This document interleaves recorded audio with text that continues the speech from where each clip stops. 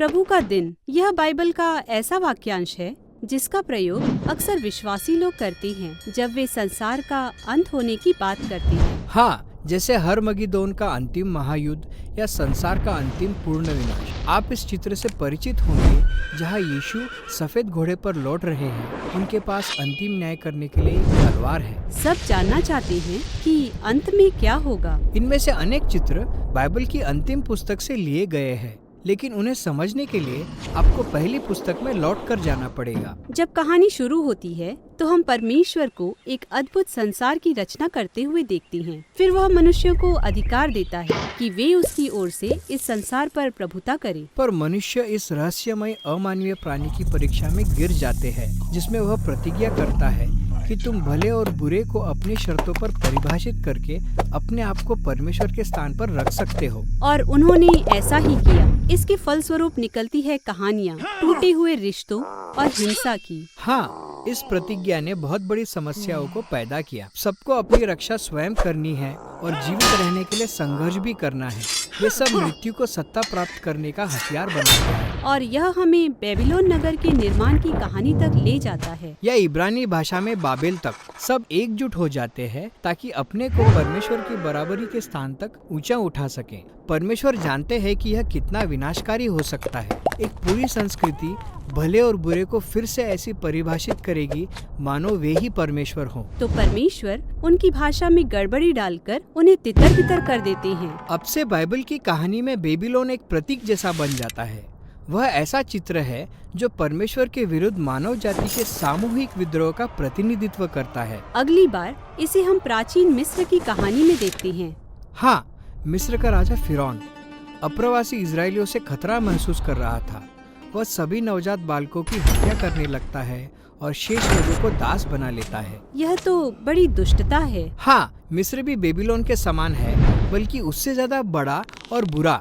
वे भले और बुरे को फिर से परिभाषित करके केवल अपने लाभ का ध्यान रखते हैं, चाहे इसमें दूसरों की हानि ही क्यों न हो। तो परमेश्वर फिरौन की बुराई को उसी पर लौटा देते हैं। उसका अहंकार उसे आगे बढ़ाता है और मृत्यु उसे निगल लेती है। इजरायली लोग अपने इस बड़े छुटकारे के बाद एक गीत गाते हैं कि परमेश्वर कैसे उनका योद्धा है जिसने उन्हें इस बुराई से स्वतंत्र किया। इस पल को इजरायली वह दिन कहने लगे। वह दिन जब वे एक भ्रष्ट मानव तंत्र से बचाए गए। इसके बाद से प्रत्येक वर्ष इजरायली लोग बलिदान किए हुए मेमने के प्रतीकात्मक भोज के साथ अपने छुटकारे के दिन का उत्सव मनाते हैं। यह फसह का पर्व कहलाता है। समय बीतने पर इजराइल अपने देश में आते हैं और उनके अपने राजा भी होते हैं। उन्हें नए नए शत्रुओं का सामना करना पड़ता है। बीता हुआ प्रभु का दिन, जिसे वह फसह के पर्व के रूप में मनाते थे, उनके लिए आशा उत्पन्न करता था कि परमेश्वर इजराइल को नए खतरे से बचाने के लिए फिर से वह दिन लाएगा।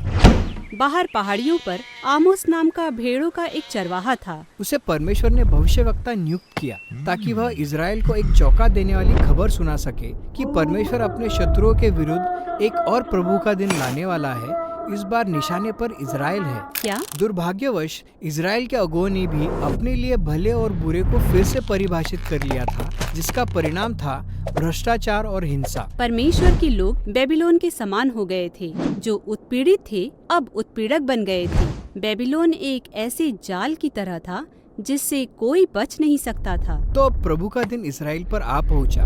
वे पराजित हुए और उन्हें बंदी बनाकर निर्वासन में ले जाया गया।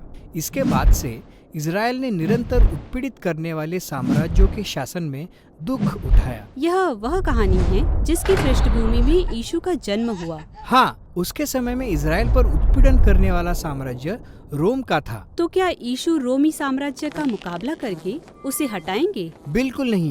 यीशु ने उस रहस्यमयी अमानवीय बुराई को वास्तविक शत्रु के रूप में पहचाना। वही बुराई जिसने बेबीलोन, मिस्र, रोम, इजराइल को लुभाया था। बुराई ने सत्ता देने की जो प्रतिज्ञा की, उसके आगे समस्त मानवता ने घुटने टेक दिए। इसी का विरोध यीशु ने जंगल में अकेले किया था, जब उनकी परीक्षा ली गई कि वह अपने स्वार्थ के लिए अपने शक्ति का अनुचित प्रयोग करे। पर उन्होंने ऐसा नहीं किया। इसके बाद उन्होंने दूसरों पर हुए बुराई के प्रभावों का सामना किया। वह कहने लगे कि फसह के पर्व के लिए वह यरूशलेम जाएंगे ताकि अपने मृत्यु के द्वारा इजराइल और रोम की बुराई से एक अंतिम मुकाबला कर सके। मृत्यु के द्वारा? यह तो हारने जैसा लगता है। यीशु ने यह होने दिया कि बुराई उनके विरुद्ध अपनी सारी शक्ति का और अपने सबसे शक्तिशाली हथियार यानी मृत्यु का इस्तेमाल करे। यीशु जानते थे कि परमेश्वर का प्रेम और जीवन उससे कहीं अधिक शक्तिशाली है और यह कि वह फसह के मेमने के रूप में अपना प्रेममय बलिदान देकर बुराई पर जीत हासिल कर सकते हैं। उस दिन कुछ बदल गया।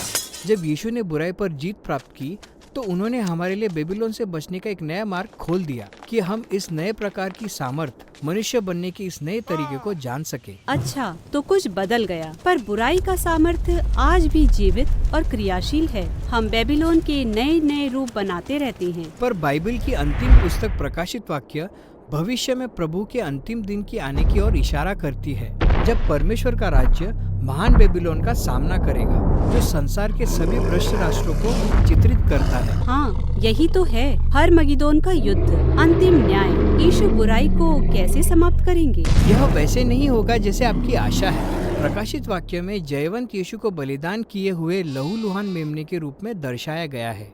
अंत में जब यीशु श्वेत घोड़े पर सवार होकर बुराई से मुकाबला करने आते हैं तो युद्ध के शुरू होने से पहले ही वह लहूलुहान है। पहले से लहूलुहान? यह तो विचित्र छवि है। हाँ, क्योंकि यीशु हमारा लहू बहाने नहीं आ रहे हैं, बल्कि उन्होंने अपने लहू द्वारा उस समय जय प्राप्त की जब उन्होंने अपने शत्रुओं के लिए मौत सही। उनके मुंह की तलवार यीशु के उस अधिकार की प्रतीक है जिससे वह भलाई और बुराई को परिभाषित करते हैं और हमें उत्तरदायी ठहराते हैं, जब एक ही बार वह हमेशा के लिए अंतिम न्याय करेंगे। तब तक के लिए प्रभु का दिन एक निमंत्रण है कि हम बेबीलोन की संस्कृति का सामना करें। और यह प्रतिज्ञा की गई है कि परमेश्वर एक दिन हमारे संसार को दुष्टता से मुक्त करेंगे और उस नई बात को लेकर आएंगे जो उन्होंने हमारे लिए रख छोड़ी है।